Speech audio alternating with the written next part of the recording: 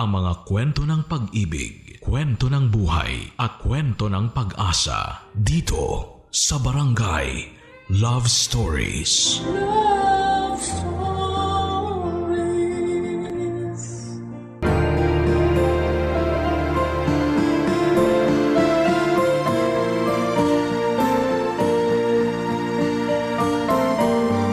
Kapag nagmahal ang tao, gusto niyang siya lang at walang ibang kahati sa puso ng minamahal nito. Kapag nagmahal ang tao ay kailangang klaro na siya lamang ang gusto. Ikaw, kabarangay, kaya mo ba na may kahati sa puso ng taong mahal mo? Dear Papa Dudut, ako nga pala si Dindo, 55 years old. Isang sumakses na negosyante at isang sumakses na lover. Paanong sumakses na lover? 3 kasi ang girlfriends ko. Huwag kayong magalit agad. Consensual naman po ito. Lahat sila ay payag sa sitwasyon. Isa kasi akong polyamorous. Yun bang maraming karelasyon at may consent yon? Wala po itong kinalaman sa relihiyon ko. Isa akong sagradong Katoliko. Alam ng mga karelasyon ko na pinagsasabay-sabay ko sila. Walang kabit sa kanila. Sadyang karelasyon ko lamang talaga silang lahat. Nagsimula po ang pagiging polyamorous ko noong nagkahiwalay kami ng asawa ko. 25 years old ako noong ikasal. Nagtagal lang ang relasyon namin ng 4 na taon dahil mabilis akong ma-attract sa ibang babae. Pero hindi ko naman siya niloko. Sadyang hindi lang ako makapagpigil na magkaroon ng interest sa ibang babae. Pero hindi ko naman tinutuloy hanggang tingin lang ako. Naging intense ang kagustuhan kong magkaroon ng maraming karelasyon. Kaya nawalan ako ng gana sa asawa ko.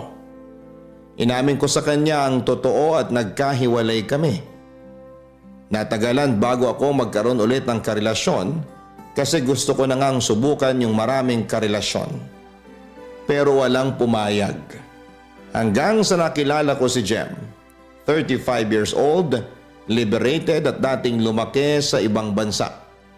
Kaya komportable akong sinabi sa kanya ang kagustuhan kong masubukan ang polyamory o non-monogamy relationship. Payag siya.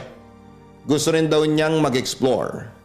Kaya pumasok na rin sa eksena ang mga sumunod kong karelasyon na sumabay kay Jem.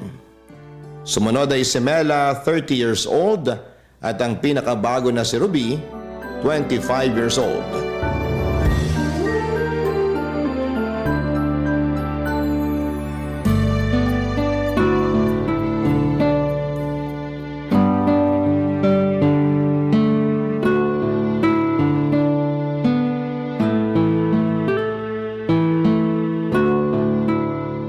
Dindo, parang nagka-crave ako ng bulalo. Order tayo. Saang resto mo ba gusto? Sa Tagaytay. May magdi-deliver kaya mula Tagaytay hanggang dito sa Marikina? Ayoko ng delivery. Pagdating nun malamang masebo na. Hindi na lang ako dinerecho. Gusto mo lang palang magtagaytay. Hiya ako eh. O sige, magbihis ka na para bago magdilim andun na tayo. Hindi ako nakakatikim ng bulalo ngayon. Ha? Ang gulo. Kala ko ba gusto mo ng bulalo? Bukas ko pa gustong tumikim ng bulalo. Saktong 5 p.m. yung cravings ko ah. Alas siya. Tara na please. Alanganin ako bukas. May date kami ni Mela. Mansari namin. Oo nga pala. 14 bukas. Happy monthsary sa inyo. Stay strong. Salamat. Ngayon ba ayaw mo talaga? Pwede pa naman tayong humabol. Hindi na. Sa Friday na lang kaya. Nagpapasama naman si Ruby para sa Art Fest sa Makati. Wala na bang ibang araw? Biyernes lang ako available eh. Teka, susubukan kong tawagan si Ruby kung anong update dun sa Art Fest na yon.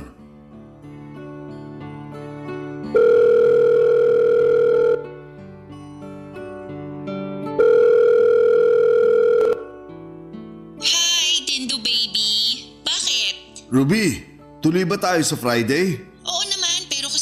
ibang friends kong Gen Z ha. Okay lang ba sa'yo? Okay lang bang bumawi na lang ako sa'yo sa ibang araw? Gusto kasi ni Jem pumunta sa Tagaytay para magbulalo. Ay, hello kay Jem.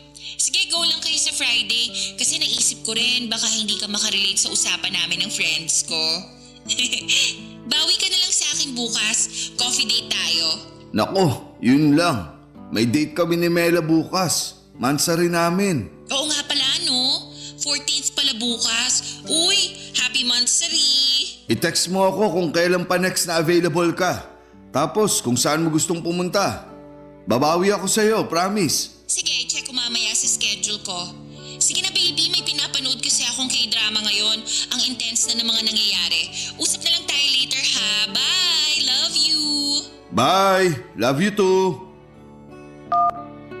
Jem, okay na tayo sa Friday. Pumayag na si Ruby na hindi ako kasama sa Art Fest. Hindi ba nakakahiya sa kanya? Siya pa naman tong naunang nagpa-schedule sa'yo. Hindi naman. Okay lang daw sa kanya kasi kasama naman daw niya yung Gen Z friends niya. Baka ma-out of place pa ako ron pag magkakasama kami. Alam mo naman kung anong henerasyon ko. Baka magmukha kang babysitter pagkasama mo sila. Grabe to. Ganun na ba ako katanda sa paningin mo? Ang hot nga ng edad mo eh. Halika nga rito, Daddy. Palambing ang baby mo. Ang bilis bumawi ah. Yan ang gusto ko sa'yo eh. Papakainin talaga kita ng maraming bulalo sa Tagaytay sa Friday.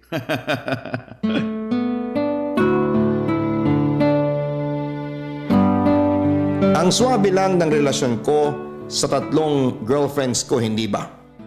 Feeling ko ay maraming mga lalaki ang naiinggit sa akin. Paano ba naman ay tatlong understanding at submissive na girlfriends ang meron ako? Lahat sila ay magaganda at sexy. Bonus pa na marunong makisama at malawak ang pag-iisip. Kahit medyo magkakalayo rin ang edad nila, hindi rin yon naging sagabal para magkaintindihan sila. Close na nga silang tatlo dahil may times na magkakasama naman kaming tatlo kapag pare-parehas na bakante ang mga schedules namin. Lahat ng kailangan nila ako rin ang gumagastos. Kumagay good provider ako sa kanila. Isa yon sa mga dahilan kung bakit nag-stay din sila. Palibhasa lahat sila ay may daddy issues. Mga tatay na inabandona sila nung mga bata pa lamang sila. Kaya nakahanap din sila ng daddy image sa akin. Marami ang nanghuhusga sa relasyong meron ako sa kanila. Kasi pinopost ko rin sila sa Facebook. Proud ako. Pero binabash nila ako kaya nag-uusap-usap kaming apat na maging low-key na lamang kami sa social media. Paraan ko na rin yon para proteksyonan ng mga mahal kong girlfriends. Actually, ideyang ngayon ni Mela, ang ikalawa kong girlfriend. Isa siyang public school teacher kaya malakas din yung suggestion niyang huwag naming ilantad masyado sa social media ang relasyon namin dahil ayaw niyang may hindi magandang maisip sa kanyang mga estudyante niya. Lalo na yung mga magulang na mga estudyante niya. Tulad ni Jem, malawak din ang pag-iisip ni Mela. At ang maganda pa ay lagi rin niya akong pinoproteksyonan sa mga taong gusto akong husgahan. Papa Dudut.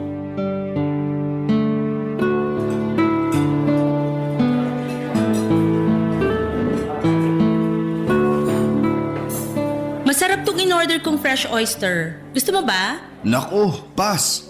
Alam mo namang sensitive ang sikmura ako. May meeting pa naman ako bukas. Ay, oo nga pala. Sorry. Yung gift ko pala sa'yo sa mansari natin, nasa kondo ha. Naiwan ko kasi.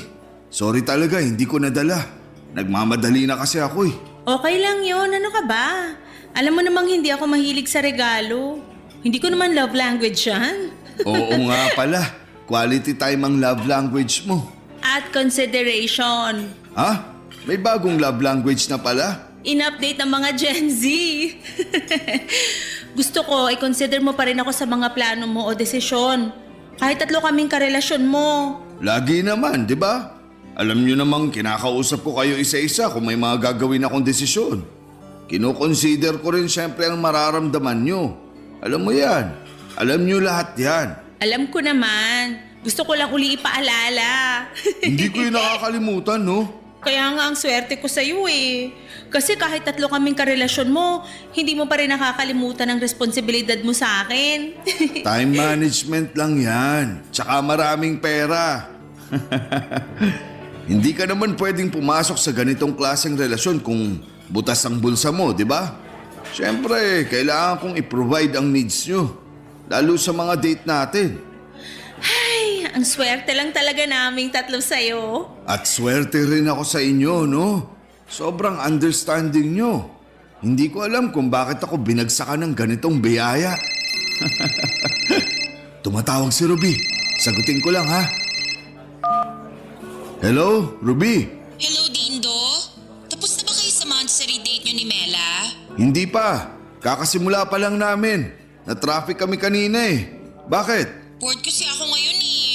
Nag-cancel yung friends ko, nandito ako sa mall ngayon. Ayokong mag-isa. Padalan kita ng pera pang shopping mo. Ayoko ng pera. Gusto ko ng kasama. Teka, kakausapin ko si Mela.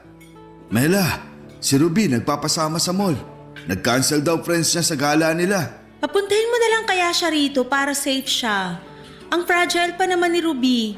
Baka kung ano pa mangyari sa kanya. Okay lang sa'yo, nakasalo natin siya sa date natin. Okay lang. The more, the merrier. Sige, sasabihin ko sa kanya. Ruby, pumunta ka na lang daw dito sa restaurant kung asan kami ni Mela. Nye, pero monthsary date nyo ngayon. Ayoko maging third wheel, nakakahiya kaya. Siya nga ang nag-suggest. Nagwo-worry siya sa'yo. Alam kasi niyang mahina akong person. Yan nga rin ang sabi niya. O ano, ibubuk na kita ng masasakyan, ha? Isisend ko na rin sa'yo yung menu nila rito para maka-order na ako. Okay, sige, see you. Love you. Pakisabi kay Mela, love na love ko siya. Love you too. Ingat ka.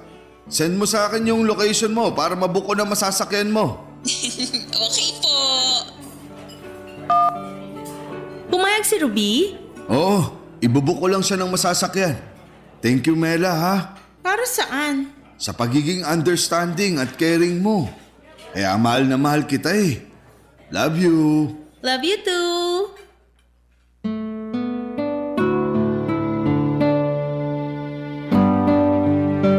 Nakatitig lang ako kay Mela at sinusubukan kong tignan kung kaplastikan lang ba ang pinakita niya sa akin. Pero naramdaman kong sincere siya. Gusto niya talagang makasama rin si Ruby. Kilala na rin halos niya si Ruby at ang mga hilig nito.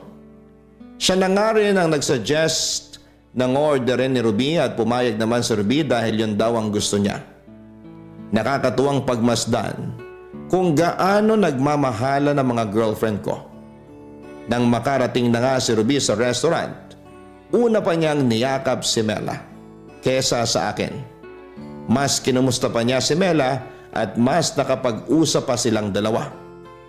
Akala mo'y date nila yon. Munti ka na ako ma-out of place, pero ayos lang. Ang saya lang sa kalooban na makita silang masaya. Mas naging masaya ang monthsary date namin yon ni Mela. Panay na kasi ang tawanan namin. Bentang-benta kasi ang jokes ni Ruby sa amin ni Mela. Masiyahin talaga at little sunshine kung may tuturing namin si Ruby. Ang sarap niyang alagaan at mahalin. Kaya nga kahit malaki ang agwat ng edad niya sa akin ay ayos lang. Nagkakaintindihan pa rin kami. Mature din siyang mag-isip kaya nga pumayag din siya agad sa relasyong yon.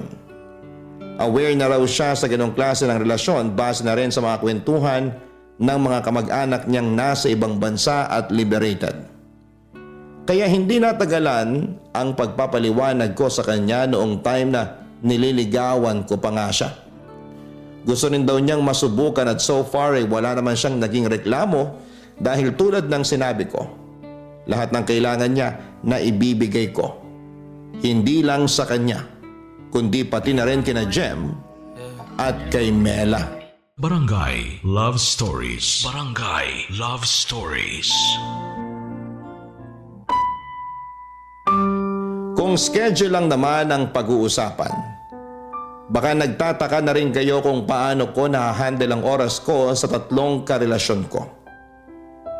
May oras pa ba ako para sa kanilang lahat? May oras pa ba ako sa sarili ko? sa negosyo ko, sa pamilya ko. Lahat ng sagot sa mga tanong na yan ay oo. Magaling ako mag-schedule ng oras. Inayos ko talaga ang schedule naming apat para patas ang hatian sa akin. Inalam ko ang schedule ng bawat isa. Kung kailan sila madalas free, doon ko ina-adjust ang schedule ko. Aaminin ko nung una, syempre hindi yon ganong kadali pero nakasanayan na lang din. Hinahanap-hanap na ng katawan ko ang nakasanayan kong schedule. Maganda nga rin na madalas puno na ang schedule ko para hindi na ako makapag-isip ng mga magaganda. Iwas overthink kumbaga. Isa yon sa advantages na meron kang 3 karelasyon na kumukuha ng halos lahat ng oras at atensyon mo. Nawawalan ka ng oras para mag-isip ng mga negative na nangyayari sa buhay mo. Lagi ako naaaliw sa presensya nila. Wala tuloy akong stress masyado na nararamdaman maliban sa negosyo ko. Dadaan lang saglit ang stress na yon sa trabaho. Tapos makakalimutan ko na kaagad. Paano ba naman kasi meron akong 3 karelasyon na nagpapagaan ng lahat ng problema ko? Sa konting lambingan lang nila at pag-aalala, nababawasan na ang bigat kaya mas lalo akong nagpupursige na magtrabaho para masuklian ko ang lahat ng mga ginagawa nilang suporta at ibinibigay na pagmamahal sa akin. Kung ako lang talagang mag-isa, hindi ko yon kakayanin. Alam siguro ni Lord yon, kaya pinayagan niya akong humakot ng 3 supportive and understanding na mga karelasyon.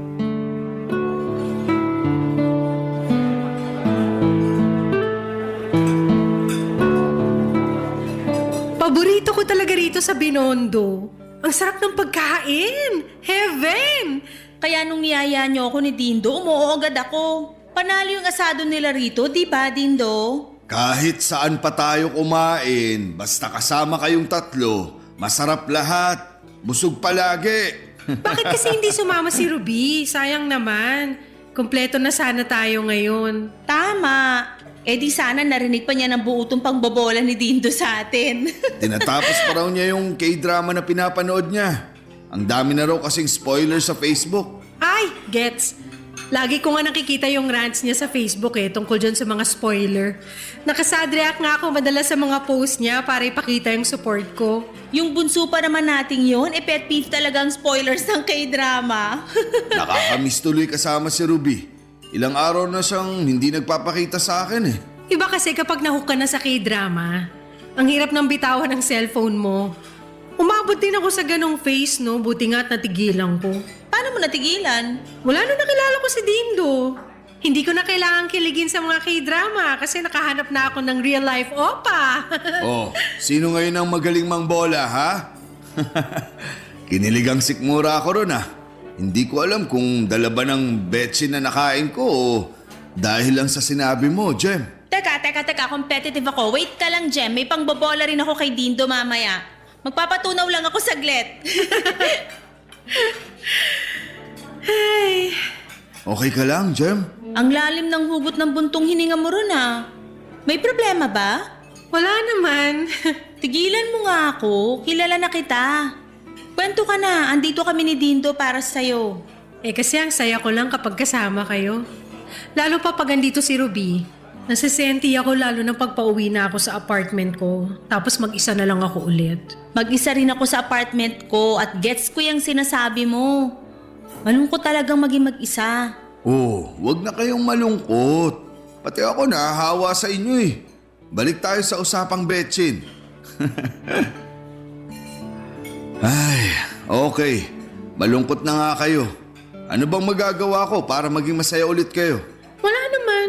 Lilipas din to. Ganito talaga ako minsan kapag sobra yung saya. Biglang susundot yung lungkot. Weird, diba? Hindi yan weird. Minsan kasi sa sobrang saya natin, bigla tayong kakabahan na baka may bawi. Baka biglang parating na uli yung lungkot. Kasi hindi naman palaging masaya, di ba? Kaya tuloy ayun. Minsan nakakatakot ng maging sobrang masaya kasi pwedeng bawiin sa'yo yun anytime. Naisip ko lang ngayon. Ewan kung papayag kayo ha. Gusto nyo bang magsama-sama na lang tayo sa kondo ko? Magli-live-in tayong apat? Oo, matagal ko na rin naiisip yun na i-suggest. Kaya lang, baka hindi pa kayo ready. Pero parang sign na tong usapan natin na ituloy ko na nga. Kahit ako rin kasi, nalulungkot kapag hindi ko kayo nakakasama pag uwi. Ang bilis ko lang kayo mamiss. Naisip ko rin yan. Kaya lang nahihiya ako i-suggest. Parang ang kapal kasi ng mukha ko pag ganun. Ako rin. So payag na kayong dalawa sa pagli-live-in natin? Oo! Si Ruby na lang ang kailangan para makulain na tong drawing natin. Teka, tatawagan ko siya.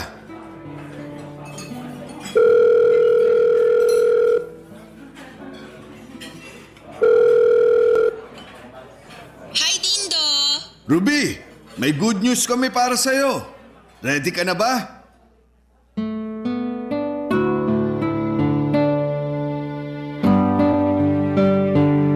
Binabalita ko na nga kay Ruby ang plano namin ni Jem at Mela na magsama-sama na sa kondo. Agad namang pumayag si Ruby at gusto rin daw niya ang ideya na yon.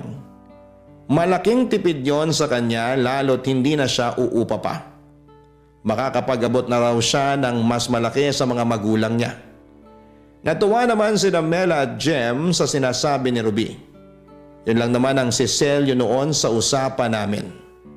After noon ay nagsabi si Ruby na susunod siya sa amin sa Binondo para mapag-usapan namin ang planong pagli-live-in. Wala pang isang oras, nakarating na nga si Ruby. Mas naging maayos ang usapan dahil 3 na silang kaharap ko ng mga oras na yon. Lahat sila ay masaya. Nagyakapan pa nga sila dahil yun daw ang pinakamagandang plano na nailabas nila. Inabot na nga kami ng ilang oras pa sa Binondo dahil napasarap na nga sa pagkain, napasarap pa sa usapan. Ilang buwan ang inabot bago tuluyang nakalipat ang 3 karelasyon ko sa bahay.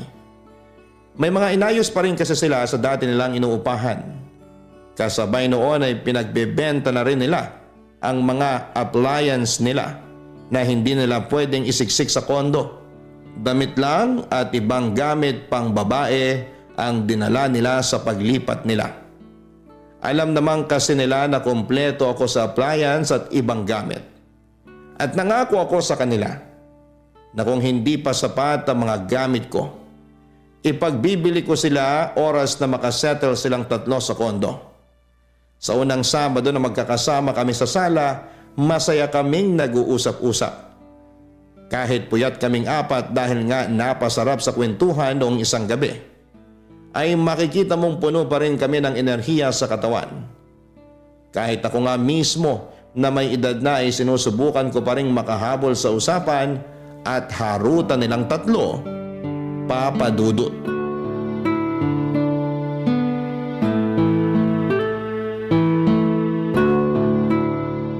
Gusto nyo bang ipagtimpla ko kayo ng kape?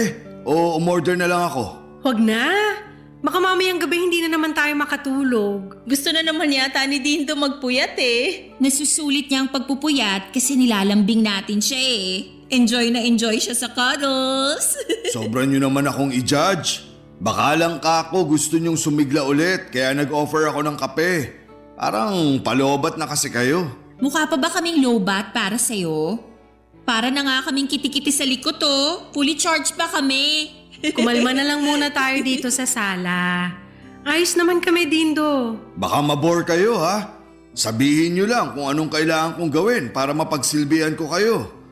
Gusto nyo, pwede ko pa kayong sayawan habang naka-boxer shorts na butas. O mas maganda ata kung walang boxer shorts. Mas matapang pa yun na pampagising kesa sa kape. Huwag nang masyadong aligaga, Dindo. Tama naman si Jem. Kumalma ka lang please, ayos lang talaga kami. Hindi mo kailangan sumayaw na naka-boxer shorts lang. Mamayang gabi na lang, pampatulog namin. Ano palang gusto nyong gawin kung ayaw nyo akong makitang sumayaw? Chill lang. Umupo lang sa sala. Tumulala sa bintana. Ay, perfect. O kaya pwedeng manood tayo ng pelikula. Ayoko manood. Ayoko nang maingay ang background. May gusto sana kasi kung panoorin. Feeling ko magugustuhan niya yon. Hinaan na lang natin yung volume para hindi maingayan si Jem. Ayoko rin ng maingay na background. Chill na lang talaga. Ang ganda pa naman ng liwanag sa labas oh. Ang sarap tumulala.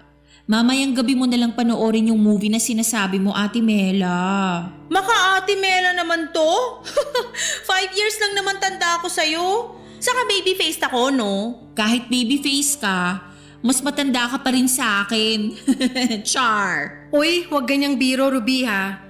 Mas matanda ako sa inyong dalawa kaya ang off ng joke na yan. Ay, sorry. Joke lang naman talaga yun eh. Gets ko naman. Sorry po ulit. Order na lang kaya ako ng pizza. Lantakan natin habang nagchichill dito sa sala. Masarap tumulala kapag busog ang tiyan. Alam mo namang hindi ako kumakain ng pizza. Pero ako gusto ko. Hindi naman ako napagbigyan sa panonood ng movie. Pagbigyan nyo na ako sa pagkain. Suportahan kita sa pizza, Mela. Bilang pagsorry ko sa pagtawag sa'yo ng ate kanina. Pinaalala mo pa, Ruby. Kinalimutan ko na nga eh. Oops! Sorry, hindi ko sinasadya. Ito na nga ba yung sinasabi ko eh. Kailangan nyo ng kape. Sumasahid na ang mood nyo. Mamaya nga, wag na tayong magpuyat. Matulog na tayo ng maaga. Ayos lang kami, Dindo. Ganito talaga kami mga babae. Minsan may toyo. Umaapaw nga ang toyo ko ngayon eh. Ewan ko ba? Siguro malapit na ang period ko. Ako rin eh. Irregular ka rin ba, Jem? Oo. Sa mood ako bumabase kung malapit na ang red days ko. Pare-parehas pala tayong irregular. Kaya ang lakas ng tagas ng toyo sa atin eh. Good luck sa'yo, Dindo. Mukhang malulunod ka sa toyo namin once a month. Ipag-pray ka na lang namin. Kasi wala na kaming magagawa sa hormones namin eh. Or mag-out of town ka na lang kapag malapit na ang dalaw namin. Para marked safe ka sa bagyong toyo. Order na talaga ako ng kape. Bahala kayo kung ayaw niyong sumabay.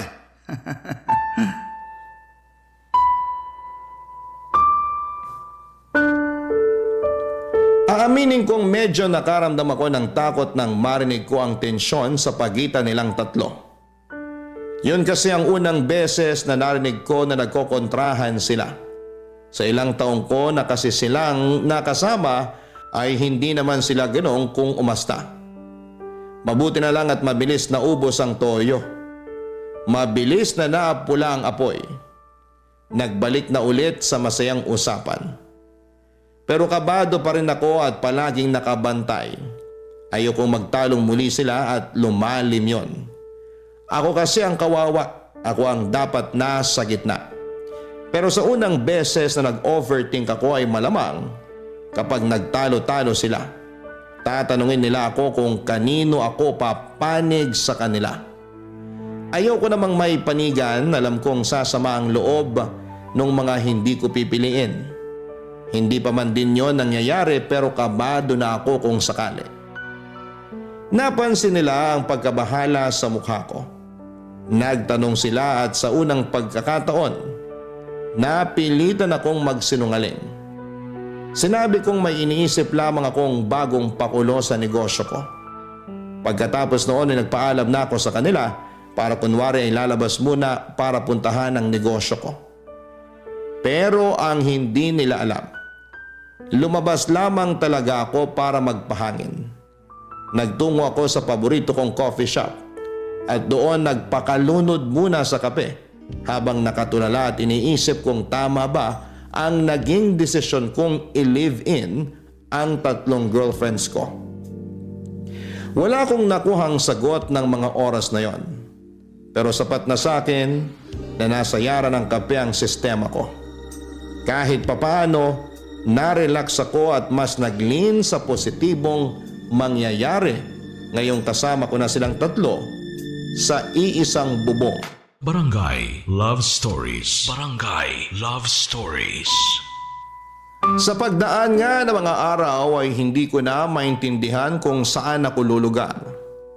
Totoong masaya na nakakasama ko na sa iisang bahay ang mga karelasyon ko. Kakaibang lambing, harutan at suportahan ang nakukuha ko sa kanila. Parang ang sarap umuwi palagi, lalo't alam mong may nakaabang na sayo sa pinto. Kaya lang ay hindi naman masaya palagi ang makasama silang tatlo sa iisang bubong. Maraming araw din na nai-stress ako sa kanilang paiba-ibang mood. Iba talaga ang toyo ng mga babae. Lalo na't nagsasama-sama pa silang tatlo. Kita ko kung paano sila mag-away-away. Kita ko kung paano sila magkatampuhan at damay ako roon palagi. Kahit sinong lalaki ay mababaliw sa ganong sitwasyon. Sobrang na-stress ako. Pero hindi ko na lamang pinaparamdam sa kanila. Ayaw kong magatungan pa ang toyo nila kapag pinansin ko na yung mood nila. Bigla ko ang naalala ang dating asawa ko. Malala rin ang toyo noon pero at least siya lang ang iniintindi ko noon. Hindi katulad sa kasalukuyang sitwasyon ko na tatlo ang kailangan kong intindihin. Alam kong wala akong karapatang magreklamo dahil una, ako naman ang nagsuggest na magsama-sama na kaming apat at gusto ko naman talagang makasama na sila. Wala naman akong ibang gustong makasama sa isang bubong kundi silang tatlo lang. Kaya hindi ko na rin pinatagal pa. Naisip ko na lang na siguro ay kailangan ko lang talagang mag-adjust. Mahigit 6 na buwan pa lang naman kaming magkakasama. Nagkakapaan pa talaga ng ugali. Sinubukan kong palawakin pa ang pasensya ko hanggang sa isang araw. Kakauwi ko lang ng bahay nang marinig ko ang pagtatalo nilang tatlo habang nasa hallway ako ng kondo. Pinakamatinding away nilang tatlo yon, Papa Dudut.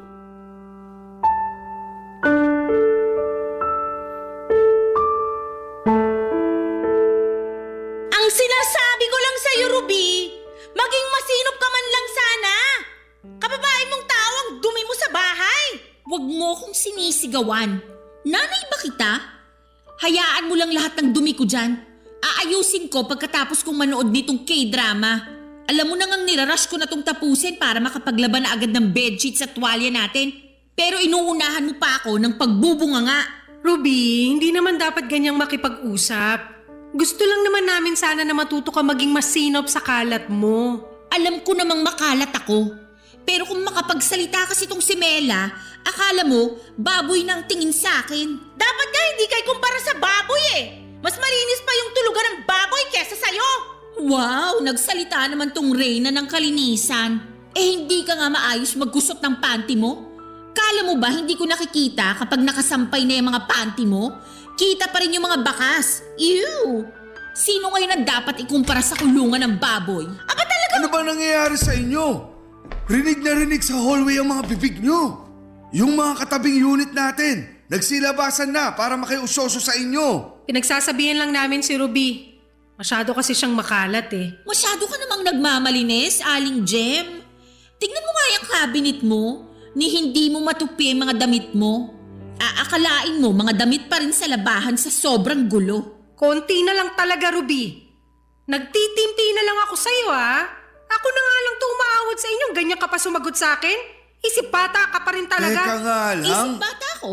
Kasi ako naman ang pinakabata at pinaka-fresh sa inyo. Nilaban pa talaga ang pagiging fresh? Hoy! Kahit ikaw ang pinakabata rito, dahil sa kadugyutan mo sa katawan, ikaw yung nag-aamoy lupa. Hindi lang basta-basta lupa, ha? Amoy lupa na pinagdudumihan ng mga aso't pusa. Awat na nga kayo, please. Huwag na kayo mag-away. Mela at Jem, huwag nyo na lang puntirin masyado tong si Ruby. Belat nyo mga hindi na fresh. At ikaw naman, Ruby. Huwag mo sabihin kakampihan mo sila, Dindo. Nakita mo na nga pinagkakaisahan nila ako. Wala akong kinakampihan sa inyo. Dapat nga kami kampihan mo, Dindo eh. Ang iniisip lang namin, maturuan ng leksyon tong si Ruby. Masyadong burara. Palagi na lang nagkakalat dito sa kondo. Buti sana kung nililigpit niya yung kalat niya eh, pero kami pa itong nag-aayos. Hindi naman kami tumira rito para gawing kasambahay ng batang yan. Ako na lang ang mag-aayos para hindi na kayo magkagulo. Hindi mo nakikita yung point namin ni Jem, Dindo eh. Hindi matututo yung si Ruby kung sasanayin mo sa ganyan.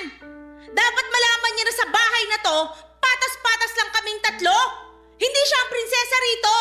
At mas lalong hindi kami ang kasambahay niya. Hurt ba kayo? Kasi ini-spoil ako ni Dindo. Ruby, hindi ka nakakatulong. Hindi kami na-hurt o naiinggit, Ruby. Naiinis kami kasi bulag ka sa kaburaraan mo. Kahit sino makasama mo sa bahay, walang magtatagal. Kung ganyan ang ugali mo, tandaan mo yan. Natiis naman ako ni Dindo. Anong sinasabi mo dyan, Jem? Lumabas na nga muna tayo, Jem! Hindi tayo mananalo sa taong ayaw makita yung mali niya. Nagsalita naman yung puro tama ang ginagawa. Hoy, hindi pa tayo tapos, Ruby. Dindo, pagkalabas namin ng kondo, pagsabihan mo yung batang girlfriend mo, ha? Hindi na ako natutuwa sa pagmumukha niyan. Konti na lang, kakataming ko na yan. Bye, mga ate. Tara na, Jem!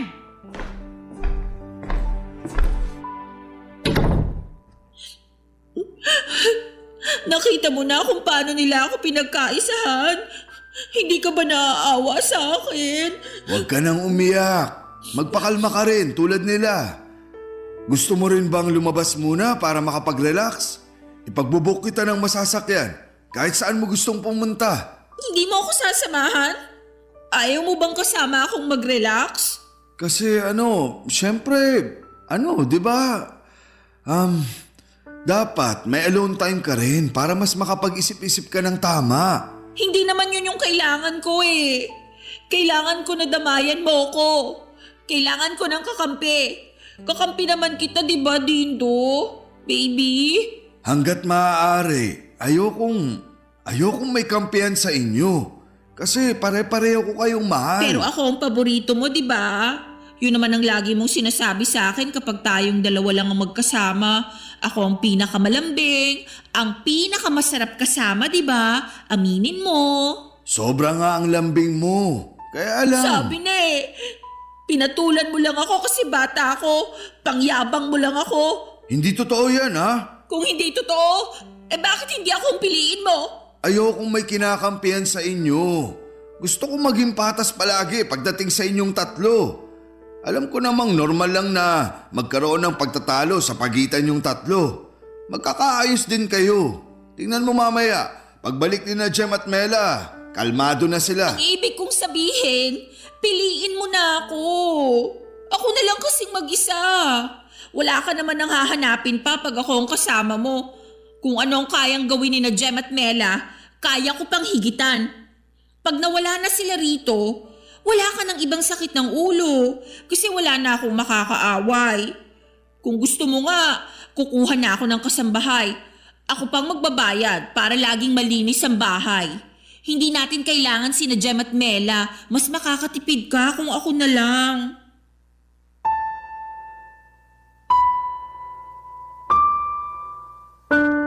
Nagulat ako nang isuggest ni Rubin na piliin ko siya. Na siya na lang mag-isa. Ni minsan ay hindi yun napag-usapan at iniisip ko na lamang na masyado nang nadala ng emosyon si Ruby mula sa away nilang tatlo. Niyakap ko si Ruby dahil wala akong ibang may sagot sa kanya. Nakahalata naman siya at saka sinuntok ang dibdib ko sa inis. Hindi ako nakapalag noon, nagmadali siyang lumabas ng kondo. Hindi ko naman siya pinigilan. Gusto ko rin na umalis na muna siya para makahinga naman ako mula sa stress. Nag-text na lang ako na mag-ingat siya kung saan man siya pupunta. Hindi naman niya ako nireplyan. Nang masolo ko na ang kondo, doon ako nakahinga ng maayos. Pinagmasdan ko ang kabuuan ng kondo ko. Nakita ko kung gaano karaming naidagdag na gamit na hindi ko naman gusto. Minimalist lang ang habol ko sa kondo. Pero nang dumating silang tatlo, kung ano-ano ang pinagbibili nilang gamit sa bahay. Sumikip tuloy tignan ang kondo. Ang masakit pa ay lagi pang magulo na nakituloy bigla ang utak ko sa kakaisip. Nakatulog ako sa sala kakahintay sa kanilang tatlo na makauwi. Nagising na lamang ako bandang 7:00 ng gabi nang dumating na sina Mela at Jem. Mukha namang hindi na sila galit pareho. Nilapitan nila akong dalawa sa sofa kung saan nila ako nadatnan. Malambing ang mga itsura nila. Wala na ang galit na nakita ko sa mga mukha nila kanina. Napanatag ako kahit papaano. At pagkatapos noon ay kinausap nila akong pareho. Seryoso ang mga mukha nila. Napaupo ako bigla. Medyo kinabahan ako pero pinakinggan ko pa rin sila. Wala pa noon si Ruby. Pero nang i-check ko ang phone ko ay nag-message ito at sinabing sa parents niya muna siya matutulog. Babalik na lang daw siya kapag nakapag-decide na ako sa suggestion niyang siya na lang ang piliin ko.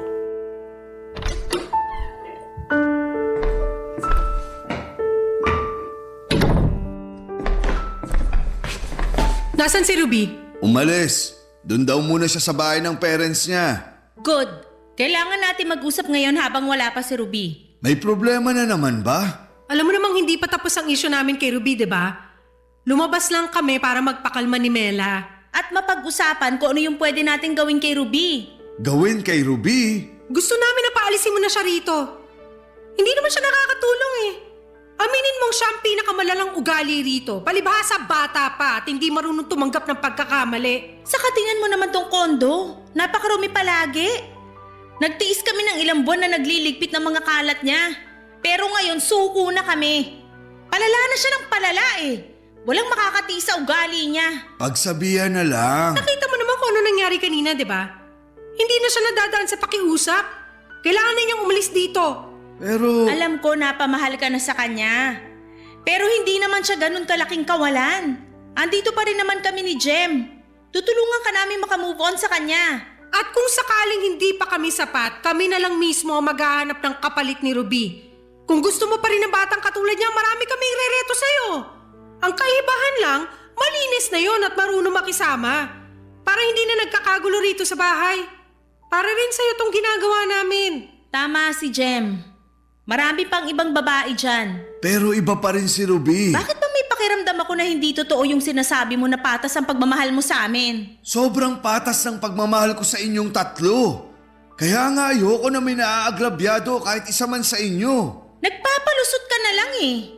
Siguro kinausap ka na rin ni Rubino. Siguro nakapag-decide ka nang siya na lang ang pipiliin mo. Sa bagay, siya naman tong pinakabata at pinakamalambing. Ano ba naman ang laban namin sa bata? Hindi totoo yan, Mela. Ngayon ko lang naramdaman na mali itong pinasok kong relasyon. Ang hirap ng may kahati. Ay wait, hindi kahati. Kasi hindi naman patas ang hatian namin dito eh. Lagi na lang lamang si Ruby. Saan ka pupunta, Mela? Magpapahangin muna sa labas. Sasama ka ba sa akin, Jem? Ikaw na munang lumabas, Mela. Kailangan mong magpakalma. Ako na lang ang kakausap dito kay Dindo. Sige, ikaw na bahala kay Dindo. Siguraduhin mo mapapa-oo siya sa usapan natin, ha? Kung hindi, tayong dalawa na lang umalis sa kondo na to. Mela! Babalik ako mamaya. Sana pag uwi ko, may desisyon ka na. Ang gulo na, Dindo! Ang gulo na! Wala naman akong ibang gusto kundi maibigay sa inyo tatlo lahat ng kailangan at gusto nyo. Alam naman namin yun. Alam ko yun. Una pa lang napaka-generous mo na sa pagpaprovide sa amin. Lalo na sa akin. Naalala mo pa ba nung tayong dalawa pa lang ang magkasama? Nung nagsisimula pa lang tayo? Oo naman. Ang saya ko noon. Kasi ikaw yung nagbangon sa akin nung time na akala ko hindi na ako makakahanap ng magmamahal at uunawa sa akin. Kasi deserve mo namang mahalin. Binibigay mo lahat ng meron ka sa akin. Kaya nga nung time na kinausap mo ko kung payag akong magsali ng ibang babae sa relasyon natin kasi yun ang pangarap mo, sinuportahan ko pa rin, di ba? Ikaw naman talaga ang simula ng lahat ng to. Kung hindi dahil sa malawak na pag-unawa mo, hindi ako magiging masaya sa piling yung tatlo ni na Mela at Ruby. At masaya rin ako para sa'yo. Kaya lang ang gulo na. Ito pa rin ba ang gusto mo, Dindo? Ngayon, hindi ko na alam. O baka pagsubok lang to at kailangan kong pagdaanan at mag-adjust. Kasi ito yung gusto ko eh. Pero di ba minsan, hindi porkit gusto natin, pwede na. Anong ibig mong sabihin? Paano kung hindi para sa iyong polyamory na relasyon? Paano kung dapat pala para sa iisang babae ka lang? Masaya pa rin naman sa isa, di ba? Akala ko ba naiintindihan mo ang pagkatao ko?